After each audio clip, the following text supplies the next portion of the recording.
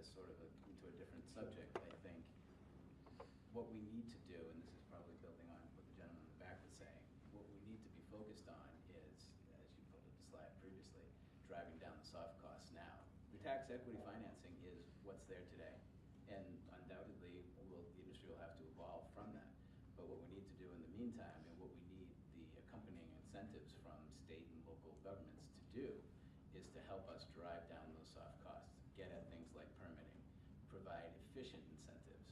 We see there's many issues with the SREC markets that we see here in the Northeast, where a lot of the value of those incentives become very difficult to put into actual project development because they're illiquid and because they're volatile and you can't rely on them.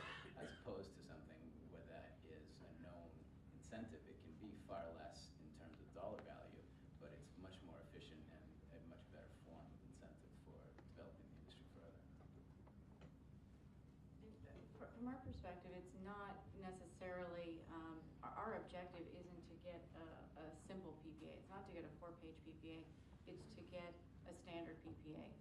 So we probably, somewhere between the 4 and 100 pages that protects our rights as project owner and protects the bank and gives the bank comfort that all the risks are covered off on.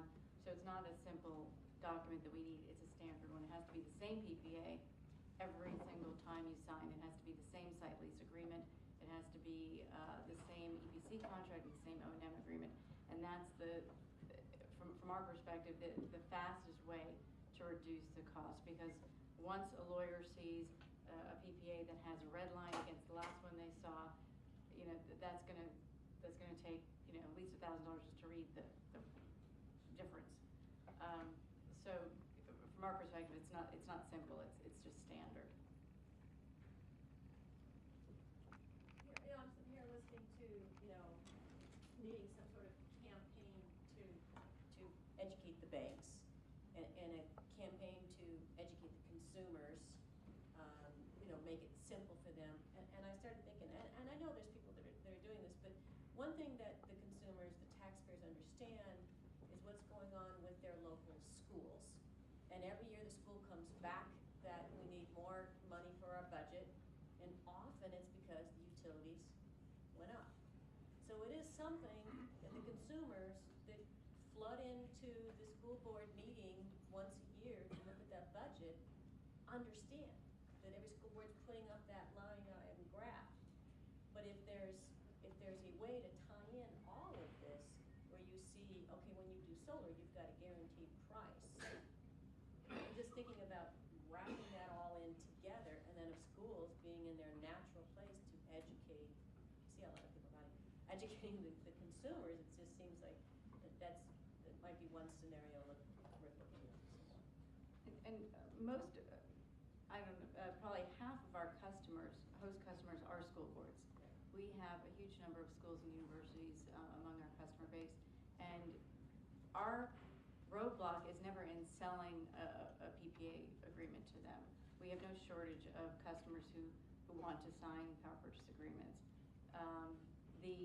The obstacle is in the other parts of the structure. It's in the SREC market, or it's in the interconnection costs, or it's in any number of other things that have nothing to do with a customer wanting to adopt solar at a rate that's cheaper than their current utility rate. So then maybe the education part is not the barrier as much as we might think as it is streamlining the rest of the balance system costs. No, but you have to understand also that a school board signing a PPA will have obligations other than to just buy the power at a fixed at the price that's in the PPA. They have obligations to for site access. They have obligations for not creating obstructions and shading the system. They have a risk that they're going to discontinue use of the building at some point during the PPA. So there are structural parts of the PPA, which is why it can't be 4 pages, that gives a bank and an investor certainty that that project will be on a third party, that the school board's building for the next 20 years or 15 years, however long the PPA is. But if you've done it enough, it's a modest share.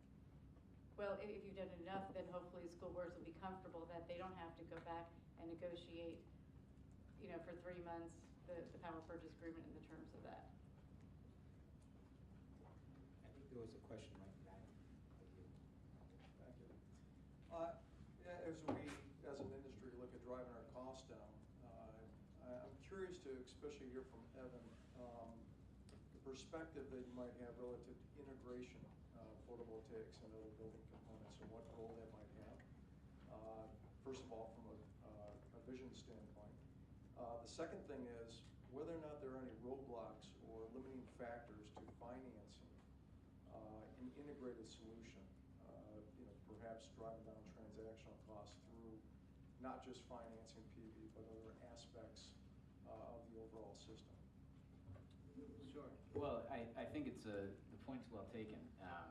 Particularly on the energy efficiency side for residential solar, there's a clear nexus there that's helpful not only in terms of the financial implications for the customer, but also just in terms of general customer acquisition.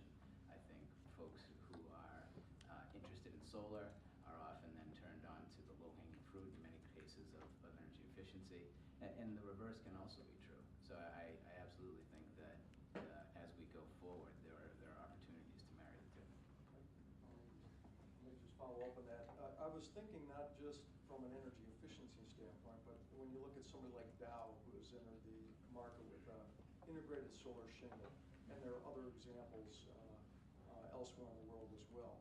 I'm thinking more from a component material integration. Gotcha. Well, I would say this from our perspective, from Sunrun's perspective, we are in a lot of ways technology agnostic. It's really a question of what's a good product and what's efficient and what makes sense. And really, if as the industry progresses and as the technology progresses, we hope that we'll be able to implement that in the business model and get it to the customer effectively. That helps drive down overall costs, and also is it financeable knowing that it has a dual purpose? Yeah, it's a good question. I know where you're going with that. Unfortunately, in my policy background, it's a little over my head, and I'm not sure. I'm not sure exactly what the outcome would be.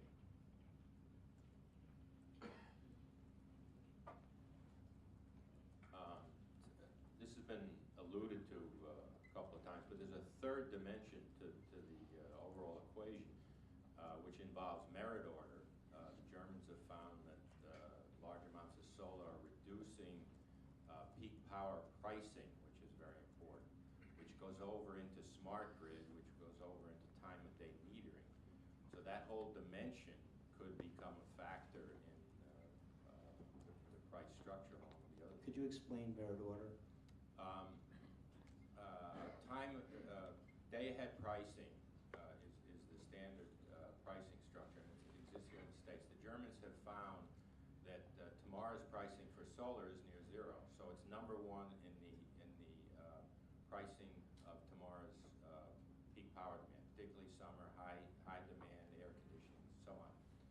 It's knocking out part-time fossil fuel plants, small gas, diesel generators, and bringing down that overall peak pricing structure in a very significant way over high demand periods.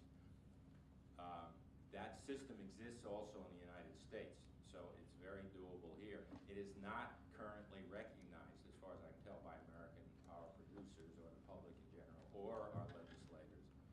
So it's important to bring that issue when we're educating, and then again over into smart grid and time of day metering is going to bring that to the fore also. So I think it's an important value that's only been slightly discussed. Question back there. Could I Way in the comment back. on that? Sure. Yeah, just on the issue of the benefit of decreasing peak pricing, and that in itself is a benefit, but not necessarily you figure in some other factors. So I'm not an expert on what's going on in Germany, but I followed it somewhat, and in some of the European situation. And when you have a lot of these variable resources and you don't have load being responsive, you have to maintain a lot of the thermal generation as backup, and it's being run at no load, kept spinning but not injecting into the system, and this is very expensive. And what happens is that cost then gets, we generally use a term, it's not a tariff term, we call that generally an uplift cost, so that then gets spread around the customer. So it's a cost that doesn't go away if you don't structure the incentives correctly. And your system's not flexible. So like in Denmark, they've got a huge amount of wind power, and so their wholesale price is very low, but they're not shutting down any of their thermal units. They have to keep them all around, because the day that the wind doesn't blow or if it drops, they got to pick all that stuff up, because customers still expect, reliable power. And you have to either change expectations and say, well, you're not going to get reliable power anymore, or you have to keep all this backup